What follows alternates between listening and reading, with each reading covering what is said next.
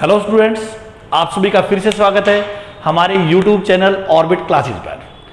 अब जो टॉपिक करने वाले हैं electric field intensity due to point charge. Correct. देखिए, electric field intensity due to point charge क्या है और इससे रिलेटेड किस टाइप के न्यूमेरिकल आपके कॉम्पिटिशन में आ सकते हैं और किस तरीके के कॉन्सेप्ट ज़्यादा इंपॉर्टेंट है। ठीक है, अगर आप इन सब को करते हो तो डेफिनेटली फिर मैं बताना चाहूँगा कि भी आप किसी भी एग्जाम को, चाहे नीट है, जेई मेंस है या फिर बोर्ड है, आप अच्छे से क्लियर कर पाओगे। ठीक है, देखते हैं topic electric field intensity due to point charge. देखिए, सपोज कीजिए कि ये एक पॉइंट चार्ज है, ये एक पॉइंट चार्ज है जिसको मैंने नाम दिया Q। करेक्ट। इस पॉइंट चार्ज की वजह से मैं इस पॉइंट पे इंटेंसिटी फाइंड आउट करना चाहता हूं। आपको याद होना चाहिए लास्ट वीडियो में जो मैंने बताया था कि किसी भी चार्ज की वजह से इंटेंसिटी फाइंड आउट करने के लिए यहां पे सबसे पहले पॉजिटिव टेस्ट चार्ज रखेंगे और ये जो डिस्टेंस है इसकी है R। क्या डिस्टेंस है ये? R। करेक्ट है। अगर इस पॉइंट पे ये Q नोट चार्ज रखा, ये भी पॉजिटिव चार्ज है जिसकी वजह से इंटेंसिटी फाइंड आउट करनी है, वो भी कैसा चार्ज है? पॉजिटिव। और यहां पे जो चार्ज रखा टेस्ट चार्ज, जहां पे इंटेंसिटी फाइंड आउट करनी है उस पॉइंट पे कैसा चार्ज रख के देखेंगे? पॉजिटिव पॉइंट टेस्ट चार्ज, ये रख दिया। अब ये बताओ, इस चार्ज की वजह से इस टेस्ट चार्ज में फोर्स की डायरेक्शन क्या बनेगी? ये बन गई फोर्स की डायरेक्शन। और मैंने बताया था जो direction unit positive test charge में फोर्स की है वही डायरेक्शन किसकी है? इलेक्ट्रिक फील्ड इंटेंसिटी की। अब ये बताओ, इन दोनों के बीच में फोर्स कितना होगा? कितना फोर्स लगेगा? Force on test charge. Test charge कैसा होना चाहिए? टेस्ट चार्ज यूनिट पॉजिटिव, तो फोर्स की वैल्यू कॉलम्स ला के according Q naught divided by R square. Direction as it is ये, जो डायरेक्शन वेक्टर आर की है सेम आर कैप। जो डायरेक्शन इस आर वेक्टर की है वही डायरेक्शन किसकी है? फोर्स की, वही इंटेंसिटी की। करेक्ट। अब ये बताओ, इलेक्ट्रिक फील्ड इंटेंसिटी की डेफिनेशन क्या थी? ये था फोर्स पर यूनिट टेस्ट चार्ज। और टेस्ट चार्ज कैसा? पॉजिटिव। फोर्स की वैल्यू है Q naught divided by R square. किससे डिवाइड करना था? क्यू नॉट से, ये कर दिया डिवाइड।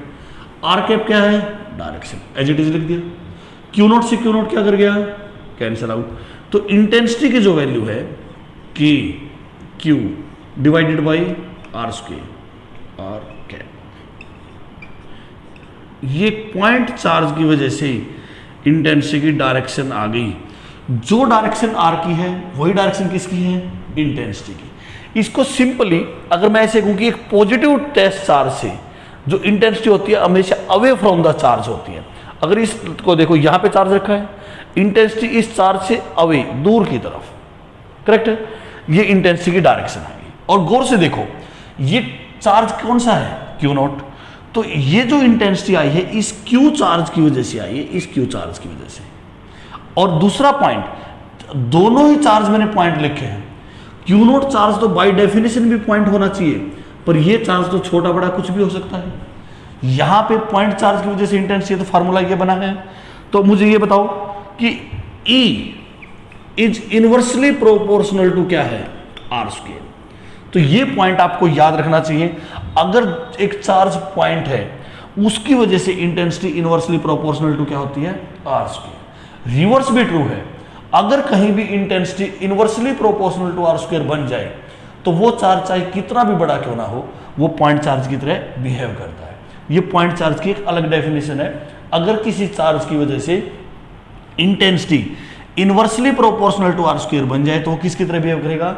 पॉइंट चार्ज की तरह। याद रहेगी। एक पॉइंट और देखो, अब इससे रिलेटेड हम ग्राफ करेंगे। ये बताओ, ये एक सिस्टम बना दिया मैंने। करेक्ट है। इस साइड में तो इंटेंसिटी, इस साइड में डिस्टेंस आर, इस साइड में माइनस आर, इस साइड में नेगेटिव ई। अब ये बताओ, इंटेंसिटी भी अगर मान लो ये पॉइंट चार्ज है क्यू नॉट, क्यू, इस साइड में गए तो ये डायरेक्शन है। डायरेक्शन देखो कैसे, यहां से ये जो डायरेक्शन है चाहे कुछ भी है, ये पॉजिटिव डायरेक्शन है, और यहां से ये जो डायरेक्शन है ये कैसी डायरेक्शन है? नेगेटिव डायरेक्शन है। अगर पॉइंट चार्ज यहां पे रखा है तो ये जो R बन गया, R प्लस है या माइनस है? प्लस। और पॉजिटिव चार्ज है तो इंटेंसिटी भी इसी तरफ बन गई, तो इंटेंसिटी आपकी प्लस है या माइनस है? ये डायरेक्शन कौन सी है? पॉजिटिव। तो पॉजिटिव चार्ज की वजह से यहां पे R प्लस है, इंटेंसिटी भी प्लस। तो कौन सा क्वाड्रेंट हो गया? फर्स्ट। फर्स्ट क्वाड्रेंट में E भी प्लस है और R भी प्लस है। दूसरा पॉइंट, अगर R की वैल्यू 0 होगी तो इंटेंसिटी कितनी हो जाएगी? R की वैल्यू 0 तो इंटेंसिटी इनफाइनाइट। R की वैल्यू 0 तो इंटेंसिटी इनफाइनाइट, मतलब कि इंफिनिटी को टेंड करेगा। कब? जब R की वैल्यू क्या होगी? 0।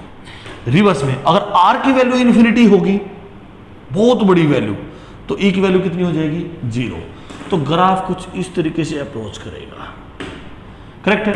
पर फर्स्ट क्वाड्रेंट में कब? अगर पॉजिटिव चार्ज है तो। सेकंड पॉइंट देखो, अगर मैं बात करूं यहां पे, इस साइड में R प्लस था तो इस साइड में R क्या बनेगा?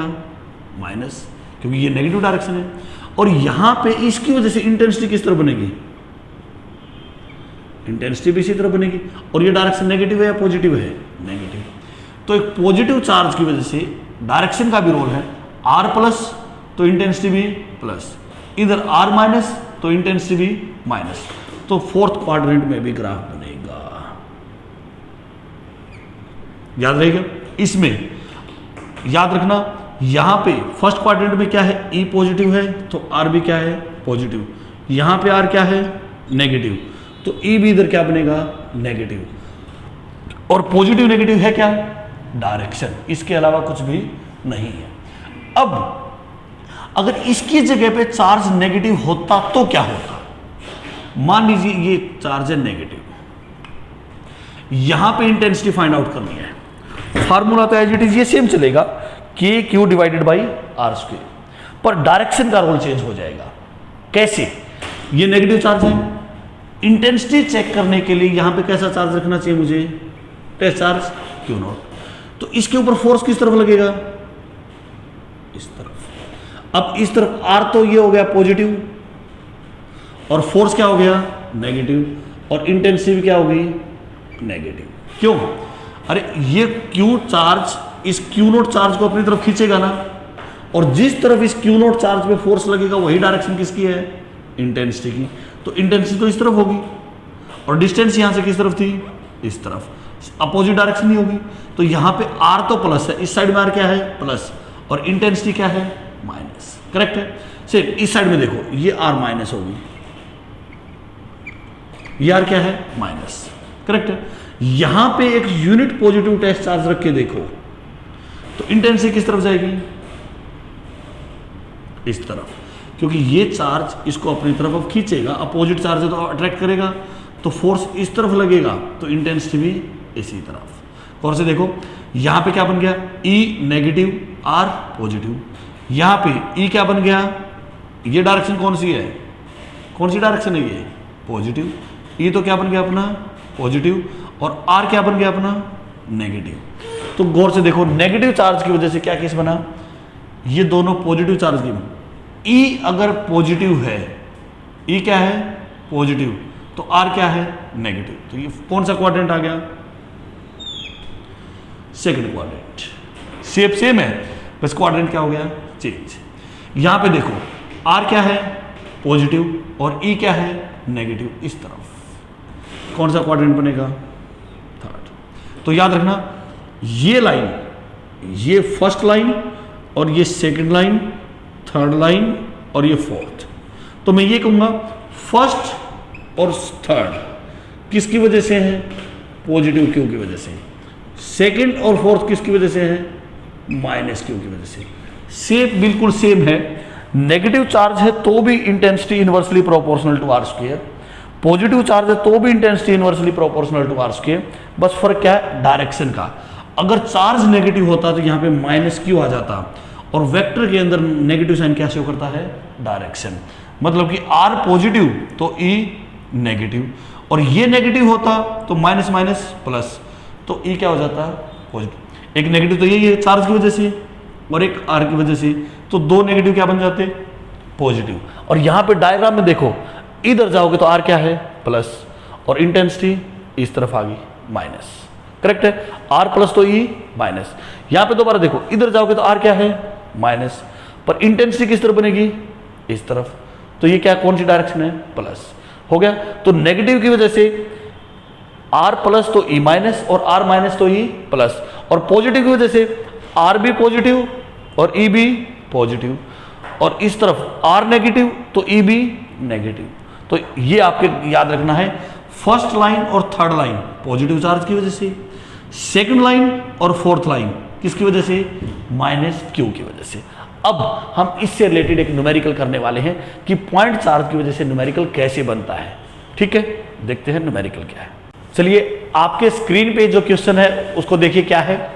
एक पॉइंट चार्ज है 50 माइक्रोकूलम का, और वो जो पॉइंट चार्ज है उसकी पोजीशन वेक्टर गिवन कर रखा R naught is equal to 2 I cap plus 3 J cap, और उसके बाद आपको electric field intensity find out करनी है एक पॉइंट पे जिस पॉइंट का पोजीशन वेक्टर है 8 आई कैप माइनस 5 जे कैप। ठीक है, क्वेश्चन क्लियर हो गया कि चार्ज कितना है 50 माइक्रोकूलम, कहां पे रखा है 2 I cap plus 3 J cap पे, इंटेंसिटी किसी पॉइंट पे फाइंड आउट करनी है और उस पॉइंट का पोजीशन वेक्टर क्या है, पोजीशन वेक्टर है 8 आई कैप माइनस 5 जे कैप। देखते हैं कैसे। ठीक है, देखिए सबसे पहले हम बनाते हैं इस केस में कोऑर्डिनेट सिस्टम, क्योंकि आपका जो चार्ज की पोजीशन की फॉर्म में इसे होकर रखा है, करेक्ट है। ये है एक्स, ये है वाई, ये एक पोजीशन वेक्टर बना दिया मैंने आर नोट, यहां पे एक पॉइंट चार्ज रखा है, करेक्ट है, मैंने लिख दिया इसको, ये आर नोट है 2 I cap plus 3 J cap. अब आपको एक पॉइंट जिसकी वैल्यू क्या है 8 आई कैप माइनस 5 जे कैप, तो कुछ ऐसे मान लेता हूं ये पॉइंट होगा, यहां पे इंटेंसिटी फाइंड आउट करनी है, यहां पे एक्स तो प्लस ही है और वाई क्या हो गया माइनस। इस पॉइंट का जो ये आर है इसका पोजीशन वेक्टर जो दे रखा है 8 आई कैप माइनस 5 जे कैप, और ये जो आर नोट दे रखा है 2 I cap plus 3 J cap, correct है। अब देखो ये बताओ, ये आर नोट है, ये आर है, ये वेक्टर इसकी वैल्यू मैं लिखता हूं R1। अब triangular law of vector addition क्या कहता है, यहां से यहां पे फिर यहां से यहां पे, इन दोनों के बराबर डायरेक्ट यहां से यहां पे, तो ये दोनों सेम ऑर्डर में है, आर नोट एंड R1 किस ऑर्डर में है सेम, और ये किस ऑर्डर में है अपोजिट।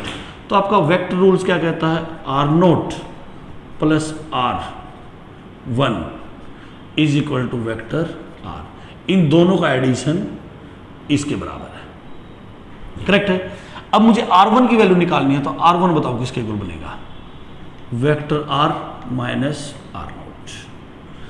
R की वैल्यू बताओ किसके इक्वल है 8 आई कैप माइनस 5 जे कैप, ये गिवन है, माइनस आर नोट की वैल्यू कितनी है 2 I cap plus 3 J cap. बोलो ये क्या बन गया 8 माइनस 2 6 आई कैप माइनस 5, अब ये प्लस का क्या हो जाएगा माइनस, माइनस 5 माइनस 3,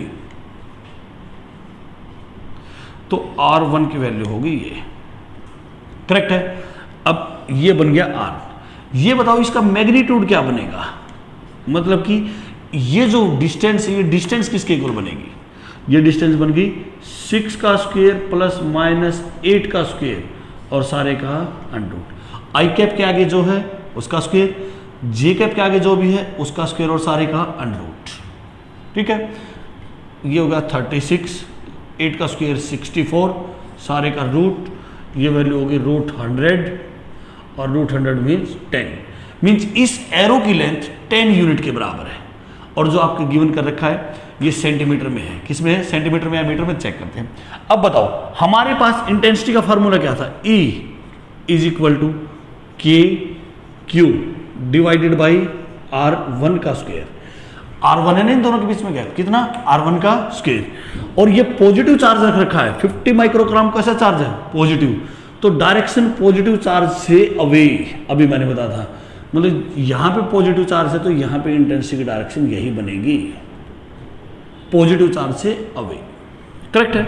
अब देखते हैं ई की वैल्यू, के की वैल्यू कितनी है 9 इंटू 10 की पावर 9, क्यू की वैल्यू कितनी है 50 माइक्रो कूलम, माइक्रो का मीन्स 10 की पावर -6, और ये जो वैल्यू गिवन कर रखी है ये 10 सेंटीमीटर नहीं मीटर में है, 10 का स्क्वायर 100।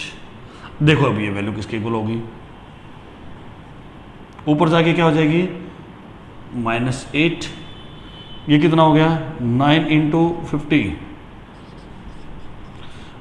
ये +9 और -8 कितनी होगी, एक पावर हो रहेगी, ये आ गई 4500।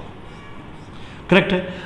इलेक्ट्रिक फील्ड इंटेंसिटी यूनिट क्या होती है, यूनिट थी फोर्स पर यूनिट चार्ज, फोर्स की यूनिट क्या थी न्यूटन, चार्ज की यूनिट क्या है कूलम।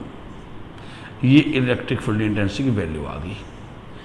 आप अपने इस क्वेश्चन में सिर्फ ऑप्शन इसी फॉर्मेट में गिवन है, आप इसकी डायरेक्शन भी बता सकते हो, डायरेक्शन कौन सी है आर कैप की डायरेक्शन, और आर कैप की डायरेक्शन आप सबको निकालनी आनी चाहिए vector R divided by mod of R. ये तो वेक्टर आर है